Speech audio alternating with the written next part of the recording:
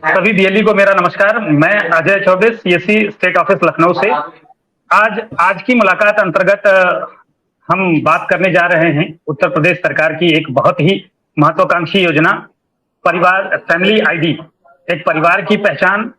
इस परियोजना के तहत हमारे साथ हमारे जुड़े हैं एसईएमटी से, state e governance mission mode mission team की तरफ से श्री शिवम ज्योति जी। तो जो एक सभी को नमस्कार। जी, तो शिवम जी क्या डिपार्टमेंट इस पूरे परियोजना को लीड कर रहा है यूपी में। शिवम जी इसमें हमारे साथ आज विशेषज्ञ के रूप में होंगे। आप सभी दिल्ली से रिक्वेस्ट होगी कि जो क्वेश्चन होंगे आप क्वेश्चन के चैट बॉक्स में डालेंगे, हम लोग उसको क्वेश्चन के बाद में एड्रेस करेंगे। तो अभी शुरुआत करते हैं। शिवम जी आपका बहुत बहुत स्वागत इस प्लेटफॉर्म पे। आज हम लोग सरकार की मंशानुसार आज हम बीएलईज के बीच में इस परिवार आईडी के बारे में, फैमिली आईडी के बारे में विस्तृत चर्चा करेंगे और हमें उम्मीद है कि हमारे बीएलईज आज इससे बहुत ज्यादा लाभ लेंगे और ज्यादा से ज्यादा नागरिकों तक इस सेवा के बारे में विधिवत जानकारी देंगे। शिवन जी, ओवर टू यू। आप थोड़ा सा इसके बारे में बताएं सर कि ये परिवार आईडी, फैमिली आईडी है क्या वास्तव? फैमिली आईडी जैसे कि नाम से ही है कि फैमिली आईडी सभी परिवारों को एक आईडी दी जाएगी। इसके लिए जो इन प्रिंसिपल अप्रूवल हुआ वो चीफ सेक्रेटरी सर का हुआ जुलाई 2022 में। इसके माध्यम से ये निर्णय लिया गया कि सभी परिवारों को, उत्तर प्रदेश के सभी परिवारों को एक यूनिक आईडी दी जाएगी।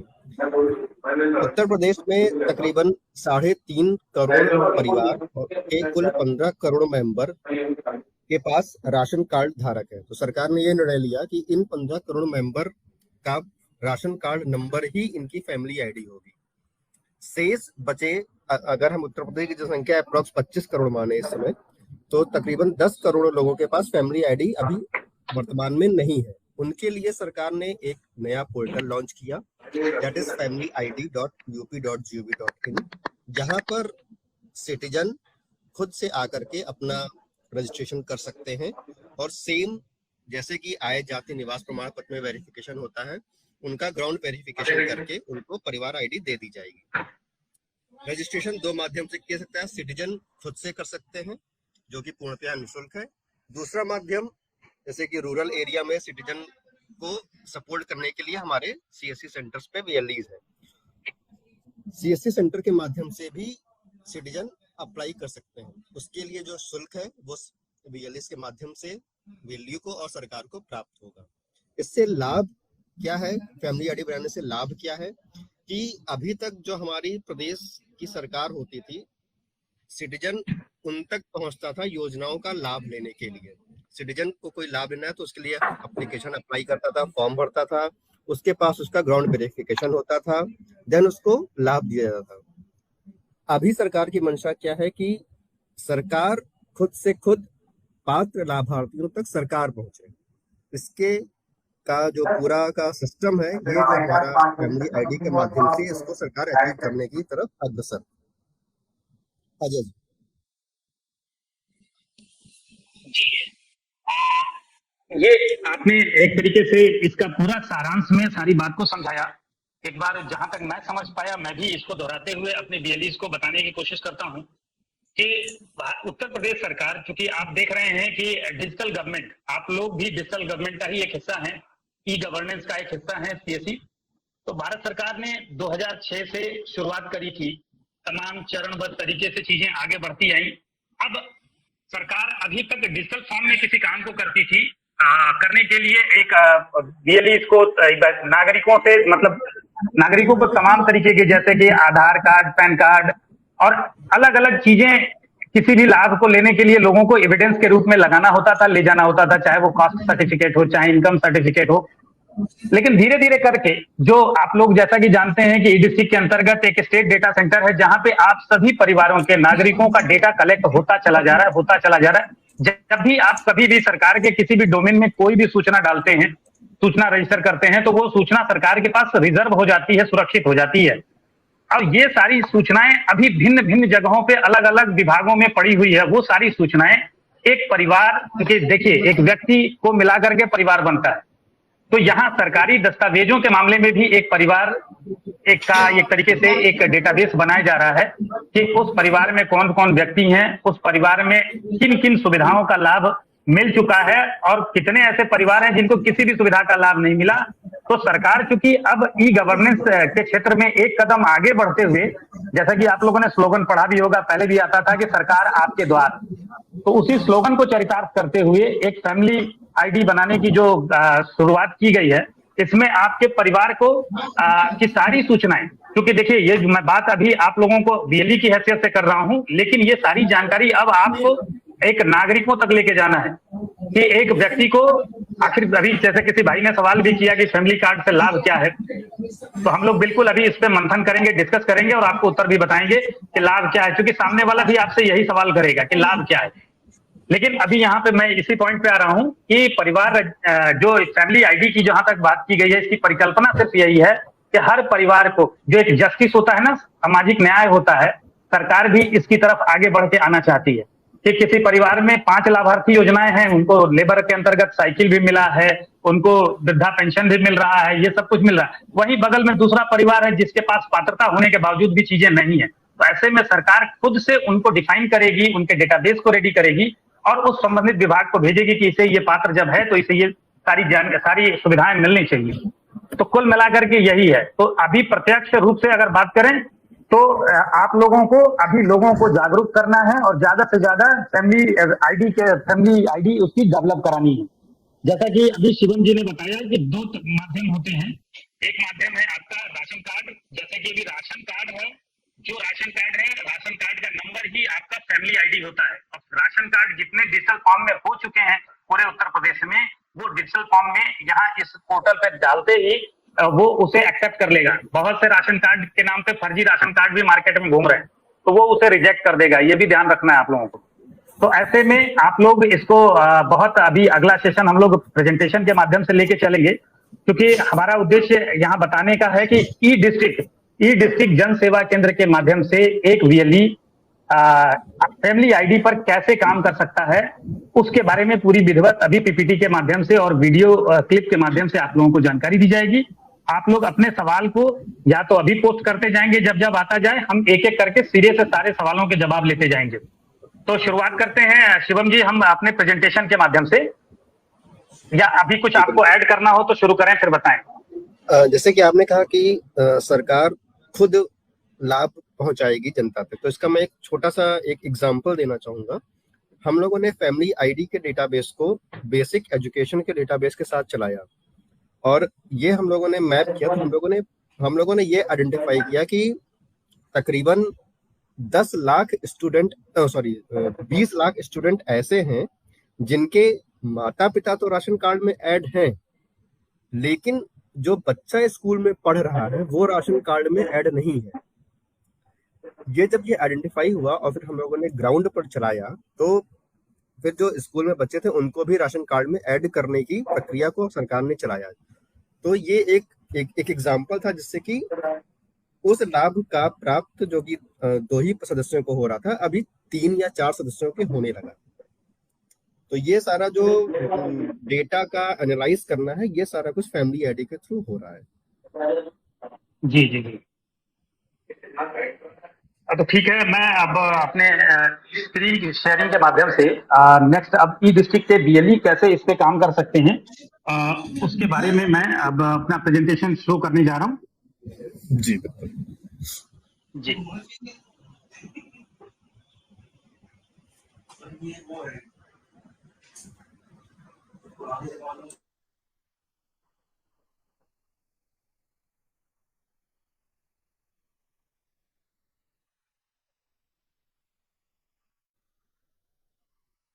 आप लोग अपना क्वेश्चन जारी रखिएगा, हर क्वेश्चन का जवाब हम देने का प्रयास करेंगे। बस मेरी पीपीटी अपलोड हो रही है।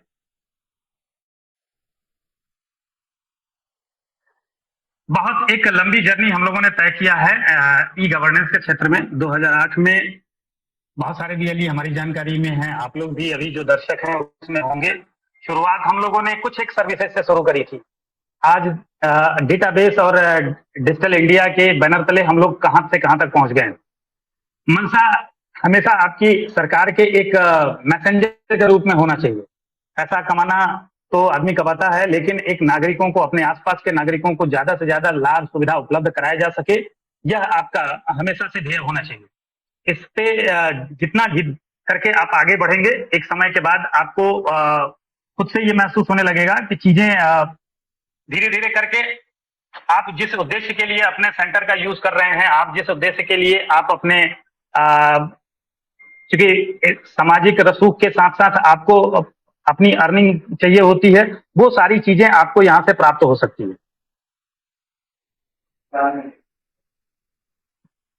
Just hold.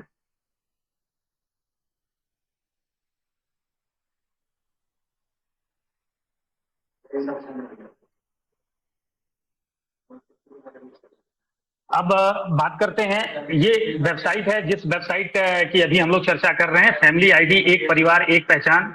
सभी परिवारों को मिलेगी फैमिली आईडी। लोक कल्याणकारी योजनाओं के माध्यम से आर्थिक एवं सामाजिक उन्नति। जैसा कि अभी एक भाई पूछ भी रहे थे कि क्या लाभ मिल सकता है इसमें, तो छात्रवृत्ति, स्किल डेवलपमेंट, किसानों को सब्सिडी अनुदान, श्रमिकों को अनुदान, युवाओं को रोजगार और पेंशन। ये जो समाज की लोक कल्याणकारी योजनाएं हैं, इन योजनाओं में आपके साथ जस्टिस हो सके, नागरिकों के साथ किसी प्रकार का अन्याय न हो, इसलिए इस फैमिली आईडी को यहाँ पे प्रयोग में लाया जा रहा है। यहाँ इसके बारे में थोड़ी सी वही बात लिखी गई है कि नौकरी के अवसर प्राप्त करने के लक्ष्य को सक्षम करने के लिए परिवार आईडी को योजना को लागू की गई है। फैमिली आईडी के तहत राज्य सरकार में प्रत्येक परिवार को एक विशिष्ट पहचान जारी की जाएगी। राज्य के परिवार इकाइयों का एक लाइव व्यापक डेटाबेस स्थापित करेगी, जिसके उपयोग राज्य में प्रत्येक घर के पात्र लाभ के सक्रिय वितरण को सुनिश्चित करना होगा। अर्थात वही मैंने कहा कि जो डिस्ट्रीब्यूशन सिस्टम है वो बेहतर किया जा सके। अगली स्लाइड मेरी ये है ई डिस्ट्रिक्ट पोर्टल की, जो हमारे बीएलई बंधु जो ई डिस्ट्रिक्ट का पोर्टल चलाते हैं, यहाँ पर आकर के अपना क्रेडेंशियल देने के बाद ई डिस्ट्रिक्ट का पोर्टल लॉगिन कर लेंगे। ई डिस्ट्रिक्ट पोर्टल लॉगिन करने के बाद वो सर्विस पेज पे आएंगे। यहाँ जो आप देख पा रहे हैं सर्विस पेज है। आप नीचे आएंगे, विभागीय एकीकरण सेवाएं एवं एसएसडीजी निस्तारित आवेदन। यहाँ पे विभागीय एकीकरण सेवा के बारे में लिखा हुआ है, जिसको कि इंटीग्रेटेड सर्विस के नाम से जाना जाता है। आप लोग इंटीग्रेटेड सर्विस पे जाकर के क्लिक करेंगे, तो क्लिक करने के बाद यहाँ कुछ इस तरीके से आपको इंटरफेस दिखाई देगा। उस पेज पे आ जाएंगे आप, कोटा सर्विस वाले पेज पे। तो यहाँ जैसे जिस भी बीएलई का ये स्क्रीन है, वहां लिखा हुआ है अवेलेबल बैलेंस 8। ये अवेलेबल बैलेंस, इसी अवेलेबल बैलेंस के अंतर्गत ही आपको ये कोटा सर्विस के अंतर्गत आ रहा है। इस फैमिली आईडी पे ट्रांजेक्शन को आपको करना होगा। तो इसके लिए जरूरी है कि ई डिस्ट्रिक्ट में आप सभी बीएलई जानते होंगे कि कोटा सर्विस क्या होता है। 5 एप्लीकेशन बराबर 1 कोटा होता है। 5 कोटा से लेके 50 कोटा तक एक बीएलई एक टाइम में परचेज कर सकता है। एक तरीके से ये कोटा सर्विस का वॉलेट है, ठीक है। ऐड कोटा करके आप ले सकते हैं, नहीं तो अगर आपके पास ऑलरेडी कोटा है तो अप्लाई फॉर इंटीग्रेटेड सर्विस पे आप क्लिक करेंगे। तो क्लिक करते ही आपको जो नेक्स्ट पेज अपीयर होगा, इसमें आएंगे तो सारे इंटीग्रेटेड सर्विस आपको यहाँ पे दिखाई देंगे। तो इसमें आप 36 नंबर पे सबसे नीचे और नई सर्विस, आप राइट हैंड में नीचे की तरफ देखेंगे तो planning department application for family ID, ये आपको दिखाई देगी। इस सर्विस में आकर के आप क्लिक करेंगे तो क्लिक करते ही ये सामने आपको ये पोर्टल दिखाई देगा, जिसमें बीएलई का सीएससी आईडी दिखाई देगा, जो ईडीसी की आईडी है उसके नाम से वो आईडी डायरेक्ट रूट होकर के खुलेगी। एप्लीकेंट, अब यहाँ पे एप्लीकेंट का नाम, एप्लीकेंट का मोबाइल नंबर, उसके मोबाइल नंबर पे जाएगा आपका ओटीपी। यहाँ पे आप ये सारी सूचना डालेंगे और डालने के बाद इसको नेक्स्ट करेंगे। यहाँ पे कुछ सूचनाएं दी गई हैं नेक्स्ट करने पे कि परिवार रजिस्ट्रेशन हेतु परिवार के सभी सदस्यों का आधार कार्ड होना अनिवार्य है। परिवार रजिस्ट्रेशन हेतु सभी सदस्यों का मोबाइल ओटीपी के माध्यम से ई केवाईसी किया जाना अनिवार्य है, जिसके लिए सभी सदस्यों का मोबाइल आधार कार्ड से लिंक होना चाहिए। ऐसे परिवार जिनके पास राशन कार्ड उपलब्ध है, ये बड़ा टेक्निकल लाइन है, इसको बहुत ध्यान से हम लोग इसको एलोबरेट कर देते हैं कि ऐसे परिवार जिनके पास राशन कार्ड पहले से उपलब्ध है, उनकी राशन कार्ड की संख्या ही फैमिली आईडी होगी तथा उनको फैमिली आईडी बनवाने की आवश्यकता नहीं है। उनके द्वारा रजिस्ट्रेशन के उपरांत आधार संख्या डालकर फैमिली आईडी डाउनलोड / प्रिंट की जा सकती है। अर्थात जिन आवेदकों के पास पहले से राशन कार्ड है, राशन कार्ड का नंबर डालने पर, ओटीपी आने पर तत्काल आपको एक सर्टिफिकेट फैमिली आईडी की जनरेट हो जाती है। इनके मामले में ना किसी प्रकार का कोई ट्रांजैक्शन होगा। अगर वो चाहें आप सर्टिफिकेट डाउनलोड करके उनको उपलब्ध करा सकते हैं। आगे है, ऐसे व्यक्ति जो पहले से ही किसी परिवार से जुड़े हैं, उन्हें किसी अन्य परिवार में नहीं जोड़ा जा सकता। इसका भी क्वेश्चन आएगा तो अभी हम लोग जवाब देंगे कि किसी भी प्रकार से अगर कोई राशन कार्ड में, मान लीजिए कि मैं किसी परिवार के राशन कार्ड में नहीं जुड़ा हूं तो, या जुड़ना चाहता हूं, तो ऐसे नहीं होगा। यहां से जोड़ने की कोई व्यवस्था नहीं है। वो उसकी सप्लाई डिपार्टमेंट के राशन कार्ड की व्यवस्था और पंचायत सेक्रेटरी के आधार पर ही उसके जुड़ने की, एडीओ पंचायत के अप्रूविंग अथॉरिटी के आधार पर ही हो पाएगी। रजिस्ट्रेशन की प्रक्रिया में समस्त आवश्यक जानकारी पूर्णतः सही भरें एवं सत्यापन आसानी से किया जा सके, जिससे कि सत्यापन आसानी से किया जा सके। तो सूचना स्पष्ट और साफ भरें और सही अक्षरों में भरें। नेक्स्ट करने पर, अब जैसे ये तो हो गया उन लोगों के लिए जिनके पास राशन कार्ड धारक, हाँ, ये उसके आगे बता रहा है कि जिसके पास है, आप यहाँ पे वो डिटेल आधार करेंगे, सबमिट करेंगे। सबमिट करके जो मोबाइल पे ओटीपी आ रही है, ओटीपी आएगी। ओटीपी आने के बाद जब आप इसको सबमिट करेंगे तो आपको कुछ इस तरीके से सर्टिफिकेट जनरेट हो जाएगा। और आप देख पा रहे होंगे ऊपर फैमिली आईडी लिखी है, फैमिली आईडी के आगे वही राशन कार्ड नंबर होगा। यहाँ पे जिसके पास राशन कार्ड नहीं है, उस स्थिति के लिए मैं ये स्लाइड को यहाँ से रोकते हुए यहाँ से आगे की प्रक्रिया एक वीडियो के माध्यम से आप लोगों के सामने प्रस्तुत कर रहा हूँ। स्वागत है। फैमिली आईडी प्राप्त करने के लिए आप इस पोर्टल पर ऑनलाइन आवेदन कर सकते हैं। आवेदन प्रक्रिया पूर्ण करने के लिए मुख्य रूप से आपको 3 विवरणों को दर्ज करना होगा। आवेदक का विवरण, परिवार के सदस्यों का विवरण और परिवार का पता। यदि आप राशन कार्ड धारक हैं तो आपकी राशन कार्ड संख्या ही आपकी फैमिली आईडी होगी। पोर्टल पर पंजीकरण करने के लिए पोर्टल के होम पेज पर रजिस्ट्रेशन अथवा पंजीकरण बटन पर क्लिक करें। पंजीकरण की प्रक्रिया आरंभ करने से पहले कृपया दिए गए दिशा निर्देशों को ध्यान से पढ़ लें।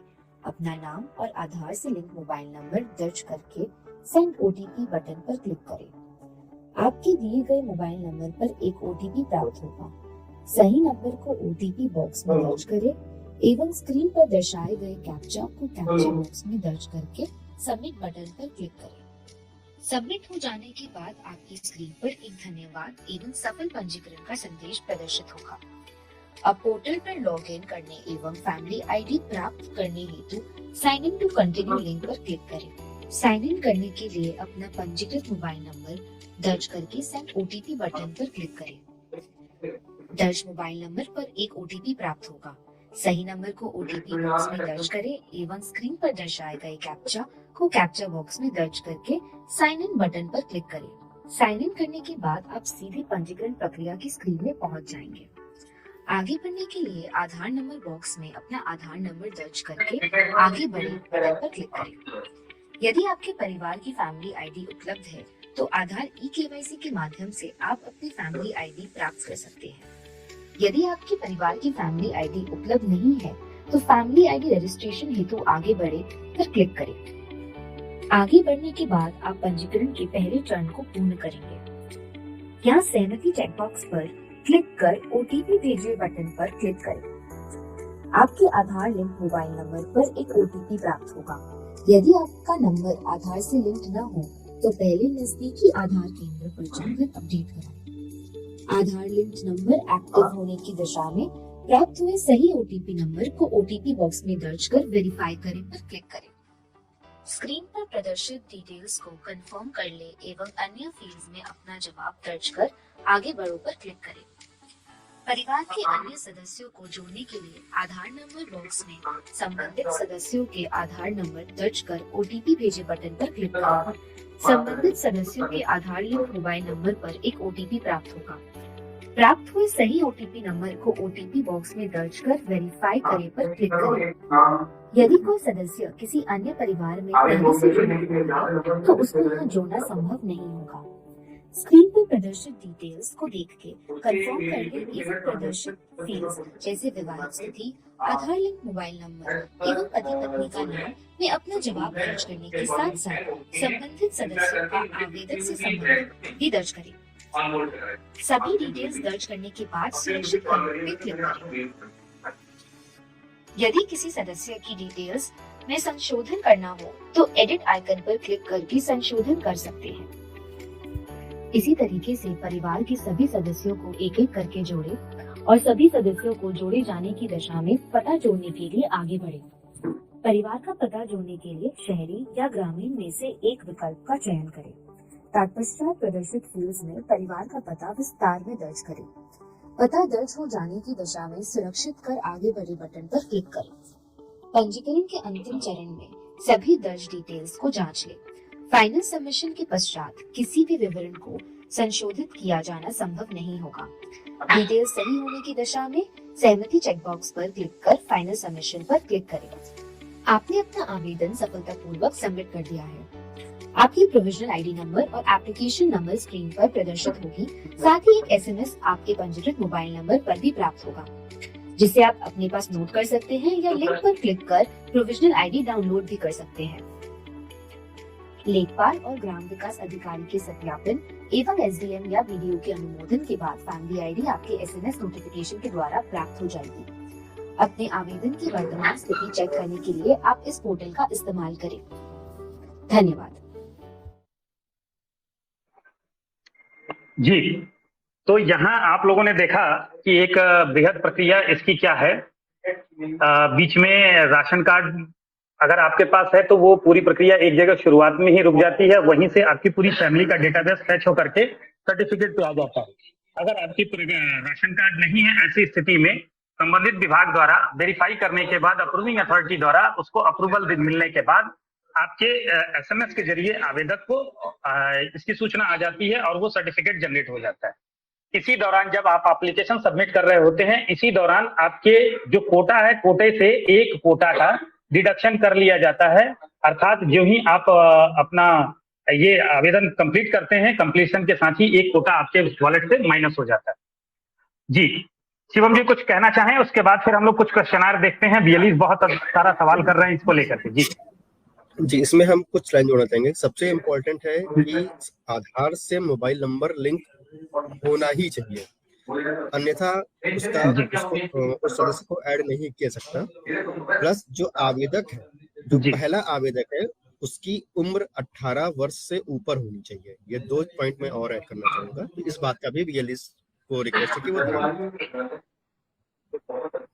अच्छा, मैं इससे जुड़ा हुआ एक छोटा सा, जो उस दिन हम लोगों की बीसी हुई थी, उसकी स्क्रीनशॉट मैंने लिया था, तो मैं वो पीपीटी चलाता हूँ जिसमें रेलेवेंट चीजें हैं, हम लोग उस पर थोड़ा सा बता लेते हैं। जी, आपको दिख रहा है सर शिवम जी? हाँ जी, हाँ जी, जी जी दिख रहा है। हाँ, तो ये जी तो ये पॉइंट को थोड़ा सा एलोबरेट करते चले, मैं नेक्स्ट करता चल रहा हूँ। हाँ, तो पात्र लाभार्थी को जैसे कि बताया कि मैंने पहले भी एग्जांपल दिया कि यदि कोई पेरेंट्स राशन कार्ड में ऐड है तो उसके बच्चे भी राशन कार्ड में ऐड होने ही चाहिए। जैसे कि मैंने बताया कि बेसिक एजुकेशन के साथ हम लोगों ने ये चीज पहला है कि सभी पात्र लोग इस तरीके से हम लोग पूरा करेंगे। डुप्लीकेट और फर्जी लाभार्थियों को हटाना। हम लोग क्या कर रहे हैं कि फैमिली आईडी की जो मैपिंग है वो विभिन्न विभागों की योजनाओं से बैकएंड में लगातार कर रहे हैं।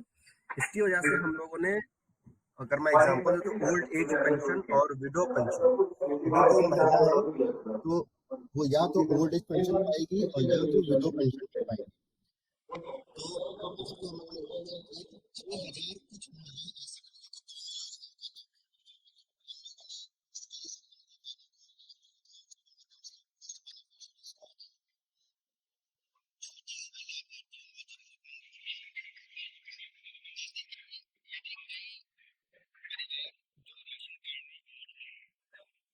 उसके बाद उस परिवार में सिर्फ 2 बच्चियां हैं जिनकी उम्र 18 साल से कम है, तो कन्या सुमंगला योजना है, जब हम लोगों ने 15 करोड़ डेटा को एनालाइज किया और उसको ये आइडेंटिफाई किया कि ऐसे कितने परिवार हैं जहाँ पर 2 बच्चियां हैं और उनकी आयु 18 वर्ष से कम है, तो उन बच्चों को आइडेंटिफाई करके हमने वुमेन वेलफेयर डिपार्टमेंट को दिया है, जिससे कि सरकार विभाग खुद उन बच्चियों तक पहुंचेगा और उनको कन्या सुमंगला योजना का लाभ देगा। ये सारा जो बैकएंड प्रोसेस है, बैकएंड वर्क है, ये हम लोग ऑलरेडी कर चुके हैं। प्लस सरकार की सभी योजनाओं का संतृप्तिकरण, बिल्कुल सही बात है, जैसे कि हम सरकार चूंकि अब खुद ही बेनिफिशियरीज तक, खुद ही लाभार्थी तक पहुंच रही है, जिससे कि लाभ अधिक से अधिक जनता तक पहुंचेगा, जनता को नहीं आना पड़ेगा, सरकार खुद ही लाभ पहुंचाएगी जनता तक। लाभों के लक्षित विवरण के लिए सभी विभागों का जी हाँ, बिल्कुल सही बात। जब कोई भी लाभ, यदि सारे डेटाबेस आइसोलेशन में पड़े हुए, वुमेन वेलफेयर डिपार्टमेंट अपना मेंटेन कर रहा है, बेसिक एजुकेशन अपना मेंटेन कर रहा है, लेबर विभाग अपना मेंटेन कर रहा है, जब इन सभी विभागों को आपस में एकीकरण किया गया, इंटीग्रेशन किया गया, तो बहुत से लाभ है जो कि एक्स बेनिफिशियरी को मिल रहा है, तो बेनिफिशियरी इस दूसरे विभाग का भी लाभ लेने के लिए एलिजिबल है, लेकिन जानकारी की कमी होने की वजह से लाभार्थी उन तक पहुंचता ही नहीं है। तो चूंकि अब हमारा पूरा डेटाबेस सेंट्रलाइज हो गया, इंटीग्रेट हो गया है, तो सरकार विभिन्न डेटाबेसेस को स्टडी करके खुद ही उस लाभार्थी तक पहुंचेगी। कुल मिलाकर के इस स्क्रीन में जो आप देख पा रहे हैं, यही सरकार की मंशा है और सरकार इसी मंशा के तहत इस फैमिली आईडी पे काम कर रही है। बिल्कुल सही। कौन कौन परिवार ये हिस्सा ले सकते हैं, इसकी छोटी सी एक परिभाषा है, मैं ये इस लाइन को पढ़ देता हूं सर। परिवार को यथास्थिति निम्नवत परिभाषित किया गया है: स्वयं पुरुष या स्त्री, उनकी पत्नी अथवा उनका पति, न्यायिक रूप से पृथक या पति या पत्नी से भिन्न, ठीक है, स्वयं के माता पिता, स्वयं पर आश्रित वयस्क अवयस्क भाई बहन, वयस्क भाई बहन व उनके परिवार जो संयुक्त परिवार के रूप में रहते हों, अवयस्क संतानें, आश्रित वयस्क संतान संतानें, न्यायिक रूप से पृथक विवाहित पुत्री सहित विवाहित अथवा अविवाहित वयस्क पुत्र एवं उसकी पत्नी एवं अन्य संतानें जो संयुक्त रूप से परिवार में एक साथ रहते हों, दत्तक पुत्र पुत्री, अन्य कोई ऐसा वयस्क अवयस्क व्यक्ति जो परिवार के मुखिया के रूप में कमाऊ सदस्य पर आश्रित हो, मुखिया जो जिसको परिवार के सदस्य के रूप में जोड़ना चाहें। यहाँ पे खैर ये लंबी हम लोग का इस तरह से अगर हम पढ़ेंगे तो लंबा मुझे लगता है हो जाएगा। ये सारी सूचनाएं फैमिली आईडी के पोर्टल पे आप लोगों को मिलेगी, बाकायदे वहां सारी जानकारियां भी हैं। फिर भी कोशिश है कि आप लोगों को इस सेशन में ज्यादातर जानकारी दे दी जाए। एक नागरिक अपने परिवार का पहचान पत्र कैसे प्राप्त कर सकता है? राशन कार्ड और फैमिली आईडी, ये जैसे कि बताया सर ने कि 2 तरीके हो सकते हैं। राशन कार्ड धारक के लिए एक डेटाबेस है, एक गैर राशन कार्ड के लिए है, तो 2 माध्यम है। तो राशन कार्ड वाला माध्यम बताया कि करीब 3.6 करोड़ परिवार यानी 3.5 करोड़ के लगभग परिवार जो हैं राशन कार्ड धारक हैं। उसके अलावा जो शेष बचे लोग हैं, कई एक परिवार से 2 परिवार बन गए, अब ऐसे हो गए, राशन से बाहर हो गए राशन कार्ड से, तो बहुत सारे ऐसे हैं। तो उनको टारगेट, जो हमारा टारगेट और लाभार्थी है वो है, उनको टारगेट करना है। जानकारी जागरूकता तो सबके बीच में देना है। अभी बात करें, ये सर्टिफिकेट का एक मॉडल मैंने बताया जो शुरू में बताया जा चुका है। इसमें यूजर चार्जेस के बारे में थोड़ा सा है, वो मैं बता दूं। स्वयं पंजीकरण अगर कोई नागरिक करता है तो उसमें किसी प्रकार का कोई शुल्क नहीं है, लेकिन कॉमन सर्विस सेंटर सीएससी जन सेवा केंद्र के माध्यम से अगर कोई पंजीकरण करने आता है तो 30 रुपया इसके लिए निर्धारित शुल्क उत्तर प्रदेश सरकार ने निर्धारित किया है। वो 30 रुपए में से जिस तरीके से ई डिस्ट्रिक्ट के आय जात निवास के लिए आप लोगों का जो शेयरिंग सिस्टम है कि कितना पैसा सरकार के हिस्से में जाता है, कितना आपके हिस्से में रहता है, वो सारी चीजें हैं, तो उसमें 30 रुपया आप नागरिक से ले सकते हैं। ठीक है, तो इसमें कुछ और अब खास नहीं है, कुछ FAQs हैं। ये पॉइंट हम लोगों ने कवर कर ही लिया है कि फैमिली आईडी क्या है, फैमिली आईडी की आवश्यकता क्यों है, क्या फैमिली आईडी लेना अनिवार्य है।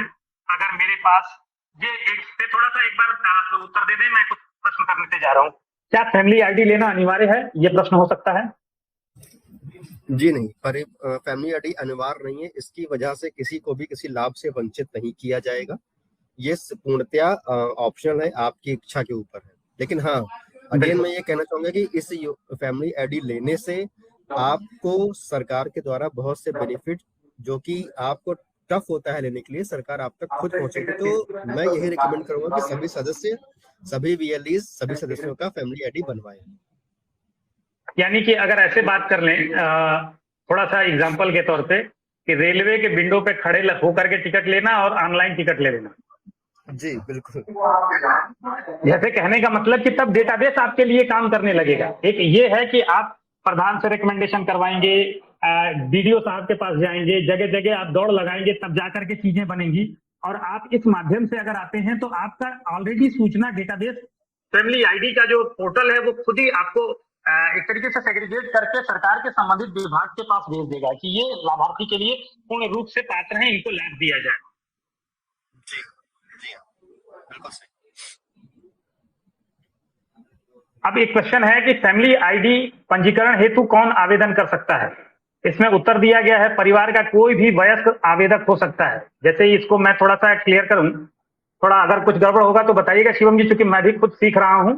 हम अपने VLEs के सिखाते सिखाते कोशिश करते हैं, और चूंकि आप विशेषज्ञ हैं, इस विभाग से हैं, तो मेरा जो समझ में आया कि मेरे परिवार में मेरे पिताजी परिवार के मुखिया हैं और मैं 18 साल से अधिक वयस्क हूं, परिवार का एक एडल्ट पर्सन हूं, तो मैं जाकर के आवेदन कर सकता हूं। और इसके लिए कोई जरूरी नहीं कि मुखिया ही जाकर के आवेदन करेगा। यानी कि फैमिली ID का फैमिली पर जी जी जी बिल्कुल, अब बताएं। कोई नहीं है, परिवार का कोई भी वयस्क सदस्य जो कि 18 वर्ष से ऊपर है, कोई भी आवेदन कर सकता है।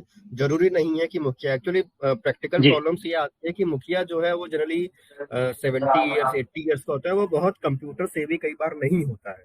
तो इस चीज को ये समस्या ना हो, इसकी वजह से कोई भी वयस्क सदस्यों को इसमें आवेदन कर सकता है। हाँ, जब आप अपने पिताजी को जोड़ेंगे तो आप उनसे अपना संबंध चुनेंगे, वहां पर आपको सही संबंध चुनना है। जैसे अगर आपने आवेदन किया मुखिया से संबंध हो गया तो आपने आप पिता को एज एन सदस्य ऐड किया, तो आप उनके पिता, अपने संबंध में पिता चुनेंगे। अपने बेटे को आपने ऐड किया तो इस तरीके से। अब अगला क्वेश्चन लेते हैं, यदि मैं राशन कार्ड धारक हूं तो फैमिली ID में कोई सदस्य कैसे जोड़ सकता हूं? इसमें लिखा है फैमिली ID में सदस्य जोड़ने के लिए आपको पहले राशन कार्ड में सदस्यों को जोड़ना होगा। राशन कार्ड का जो स्पष्ट है जो राशन कार्ड का डेटाबेस है और जो हमारे फैमिली ID का डेटाबेस है, वो पूर्णतया आपस में सिंक मोड में है। यदि राशन कार्ड में कोई सदस्य आज ऐड होता है या कोई परिवार आज ऐड होता है, तो वो नेक्स्ट डे 24 घंटे के अंदर अपने आप ही फैमिली ID वाले डेटाबेस में सिंक हो जाता है। तो यदि परिवार राशन कार्ड में ऐड है या सदस्य राशन कार्ड में ऐड है, तो फैमिली ID उसकी ऑटोमेटिक बन जाएगी, उसको अलग से कुछ करने की जरूरत नहीं।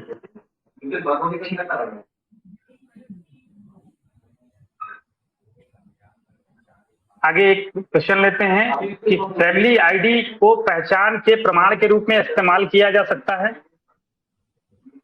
नहीं, अभी ये ऐसा नहीं है। उत्तर है नहीं, बिल्कुल जी जी जी। आप बताएं सर, आप बताएं। नहीं सर, अभी फैमिली ID को परिवार के फैमिली ID पहचान पत्र के रूप में लीगल टेंडर नहीं है। तो ये सिर्फ योजनाएं का लाभ इजी से दिया जा सके सिटीजन को, इसके लिए ही इसका उपयोग है। अच्छा, अगला क्वेश्चन है, फैमिली ID प्राप्त करने के पश्चात मैं और मेरा परिवार राशन कार्ड और राशन पाने के पात्र होंगे? नहीं, बिल्कुल ऐसा नहीं है। राशन कार्ड के लिए पात्र होने के लिए आपको फूड एंड सिविल सप्लाई का जो सिस्टम है उसके थ्रू ही प्रोसेस करना है। हाँ, लेकिन यदि भविष्य में सरकार को लगता है कि आपका परिवार आपके विभिन्न जो योजनाओं हैं उसके डेटाबेस के सिंक पर सरकार को यह लगता है कि ये परिवार जो है या ये सदस्य जो है वो राशन कार्ड का पात्र भी है, तो फैमिली ID का डेटाबेस खुद ही food and civil supply department को ये नोटिफाई करेगा कि इस परिवार को, इस सदस्य को आप राशन कार्ड में ऐड करिए। लेकिन बाय डिफॉल्ट आपने फैमिली ID बनवा ली तो आप राशन कार्ड के पात्र हैं, ऐसा नहीं है। अगला क्वेश्चन लेते हैं जिसमें लिखा है कि फैमिली ID, ये सारे मिथ हैं, जो अवधारणा है गलत वाली, उसको थोड़ा सा यहाँ सुधार करने का प्रयास किया गया है कि फैमिली ID योजना के अंतर्गत पंजीकरण अन्य योजनाओं और रोजगार प्राप्त होने की सुनिश्चितता है। यानी कि फैमिली ID मिल गई तो आपको अन्य योजनाओं का लाभ मिलने लगेगा और आपको रोजगार मिलेगा, तो ऐसा बिल्कुल नहीं है। यह सिर्फ लाभार्थियों को चिन्हांकित कर प्राथमिकता सुनिश्चित करने के लिए है कि आपको विभिन्न योजनाओं में प्राथमिकता दी जाए, गारंटी नहीं, प्राथमिकता। तो यहाँ अब इस स्क्रीन को अब बंद करने के